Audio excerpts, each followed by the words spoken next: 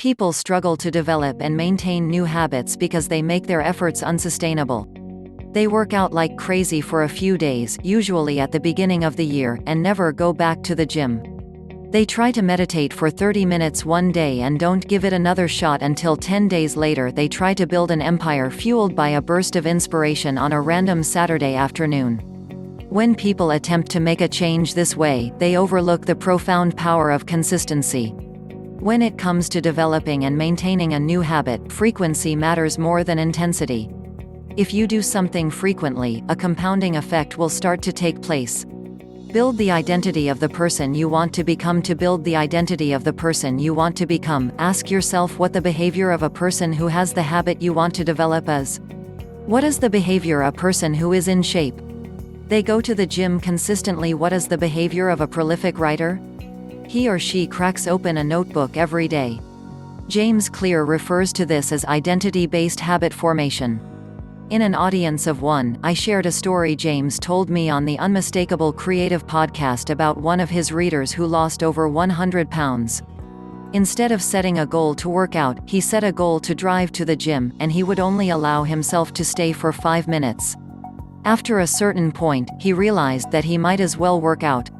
If you take the first step towards a habit, the inertia is often enough to carry you to the next one.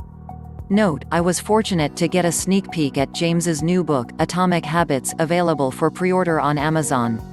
An interview with him, which will air next week, inspired the idea for this post. Take minimum viable actions. Sometime last year we launched an online course called Finish What You Start. In the process of developing that course, our copywriter Kingshik Mukherjee came up with the term minimum viable action.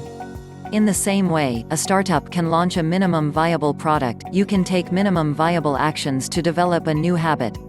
If you want to develop a writing habit, your minimum viable action could be sitting down at your desk or cracking your notebook open. If you want to read more, it could be sitting down in a specific chair with a book in your hands. When you take a minimum viable action, the inertia is often enough to carry you to the next step. You build momentum and the identity of a person who has your desired habit until you become the next best version of yourself. Raise your level of intensity gradually. In a recent episode of The Unmistakable Creative, I asked Chris Bailey how people can get better at managing their attention. And he said the following: if you're not on a deadline, you're going to work on something until you feel no resistance to it. Could I write for an hour today? No, the thought of it puts me off. What about 45 minutes? 32? 20, 50? Yeah, I can do 15. Then refocus for 15 minutes. You find that resistance level to tame distractions, and then over time, as you ritualize this idea, you block off periods in your calendar to get into this mode. Over time you lower that default level of stimulation, the amount of dopamine coursing through your brain because of this novelty bias that's embedded within us, and you become better able to think more deeply about your work. When something becomes effortless for you, raise the level of intensity.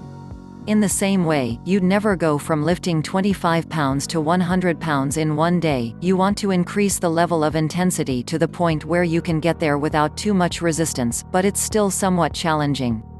To put it more concisely, bend but don't break. What if you miss a day? After 7 years and 2 books, I still miss the occasional writing day. Sometimes it's because I'm in bed with someone, a good reason to miss a writing day. Other times it's because I'm hungover, and occasionally I need a break. One way to handle this is to reduce the scope but stick to the schedule. Instead of writing a 1,000 word, I write 500. Many people quit altogether after they miss one day. But if you make your goal progress instead of perfection, you won't be so demoralized by missing one day. Develop a keystone habit and stack more. When you try to change too many habits at once, none of them stick. If you try to become a person who reads every day, writes every morning, goes to the gym 3 times a week, and meditates daily all in the span of a week, none of those habits will stick. But if you start with one keystone habit, it will create a ripple effect into every other area of your life. One of my first keystone habits was surfing. When I got into the habit of surfing almost every other day, I started drinking less when I went out. I valued being up in the morning because that's when surf conditions are usually best. After I developed the keystone habit of writing 1,000 words a day, what followed was reading every day, and eventually a consistent meditation habit. The best time to stack a second habit is after you've maintained the first one with consistency. If you go through this process of stacking, eventually you'll find yourself making the impossible possible. The compounding effect of habits. Every now and then I have a friend who will tell me they want to learn how to surf. I share a story with them that I mentioned in my previous book, Unmistakable: Why Only is Better Than Best.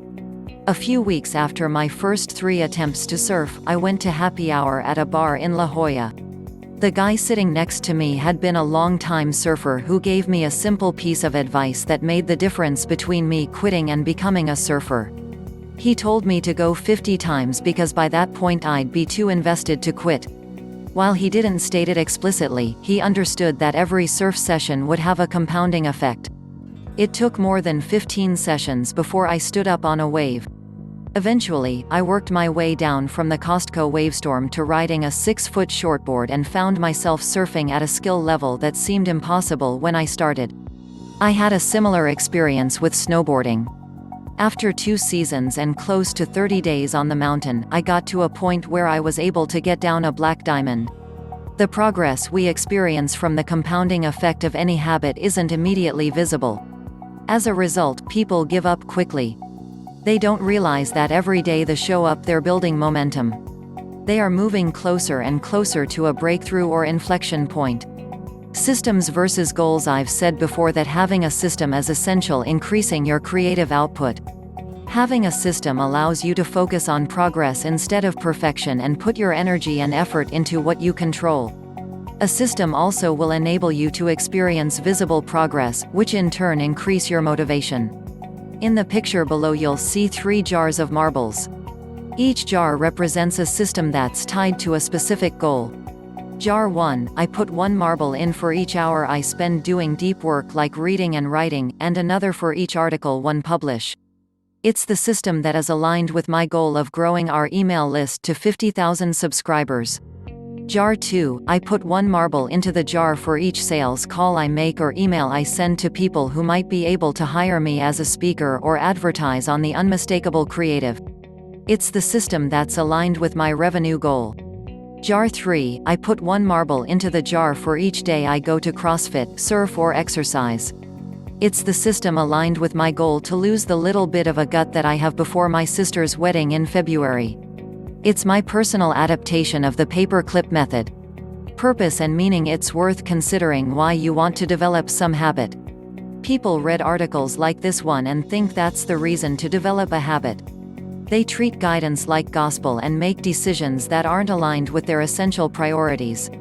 There's nothing that everybody should do, even though there are plenty of people who will tell you there are. Most of them they also sell products for how to do that thing they say everybody should do. The goal isn't to live a life that's just efficient, but rather a life that's meaningful.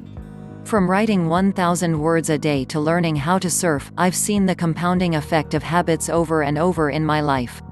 As I said in an audience of 1, habits are at the building blocks of all creative work and for that matter just about every goal you'd ever want to accomplish.